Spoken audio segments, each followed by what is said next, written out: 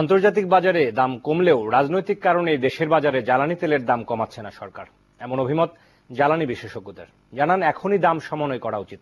দাম কমলে দেশে বিনিয়োগ সহ অর্থনৈতিক প্রবৃদ্ধিতে ইতিবাচক প্রভাব পড়বে। দৈনিক সমকাল আয়োজিত বিশ্ববাজারের জ্বালানি তেলের মূল্য ও করণীয় নিয়ে এক গোলটেবিল বৈঠকে এসব কথা বলেন বক্তারা। এক বছর আগেও আন্তর্জাতিক বাজারে জ্বালানি তেলের দাম ছিল প্রতি ব্যারেল $100, যা কমতে কমতে নেমে এসেছে $30। অথচ দেশের বাজারে লিটার প্রতি জ্বালানি তেল বিক্রি হচ্ছে দ্বিগুণ দামে। এ নিয়ে সরকারের পক্ষ থেকে একাধিকবার বলা হয়েছে, বিপিসির দীর্ঘদিনের লোকসান পুষিয়ে নিতেই দাম সমন্বয় করা যাচ্ছে না। আলোচনা করতে আসা বক্তারা বলছেন, দেশে ডিজেলের চাহিদা বিবেচনায় স্বাধীনতার পর থেকেই সরকার এ খাতে ভর্তুকি দিয়ে আসছে। ভর্তুকি লোকসান হয় কিনা তাই নিয়েই প্রশ্ন তোলেন তারা।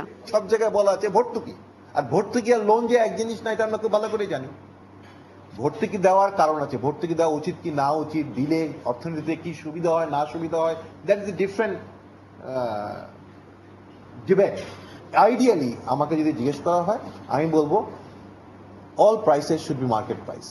যাচাই বাছাই করে কতটুকু হবে না হবে, কি হবে না হবে, সেটা সকল পক্ষগণে শুনানি করে বিআরসিতে পাঠান। সেখানে বসে আমরা সবাই মিলে কথা বলে একটা জায়গায় ফিক্স আপ করি এবং এই সেক্টরের সমস্ত অপচয়, গ্যাস সেক্টরের যেমন সমস্ত অপচয় চিহ্নিত হয়েছে, তেমনি তেল সেক্টরের সমস্ত অপচয় চিহ্নিত হবে এবং সেটাকে আরো বেশি সক্ষম করা যাবে এবং কারিগরিভাবে দক্ষ করা যাবে এবং স্বচ্ছতা আনা যাবে।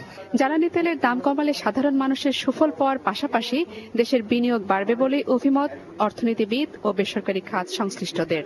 মেকানিজমটা আমাদের এখানে খুব ওয়েল এস্টাবলিশ না, যে কৃষির জন্য যেটা সেটা আসলে কৃষিতে গিয়ে শেষ পর্যন্ত পৌঁছবে, সেটা যে আসলে জ্বালানি দিয়ে সেখান থেকে যানবাহন যে সেটাকে আলাদা করে রাখা যাবে, সেই মেকানিজম গুলো আসলে ক্লিয়ার না। তো অবশ্যই যে কোনো ধরনের আরবিট্রারি সিস্টেম থেকে ইমপ্রুভমেন্ট করতে হলেই যেটি প্রয়োজন হবে সেটি হলো এক ধরনের ওয়েল অর্গানাইজড মনিটরিং এবং এনফোর্সমেন্ট সিস্টেম। দাম সমন্বয়ের দায় বাজারের উপর ছেড়ে দেওয়া হলে তা ভোক্তারা মেনে নেবেন বলে মনে করেন তারা। জিমি আমির, চ্যানেল 24, ঢাকা। নির্ধারিত সময়ের 4 বছর পরও শেষ হয়নি ঢাকা চট্টগ্রাম মহাসড়ককে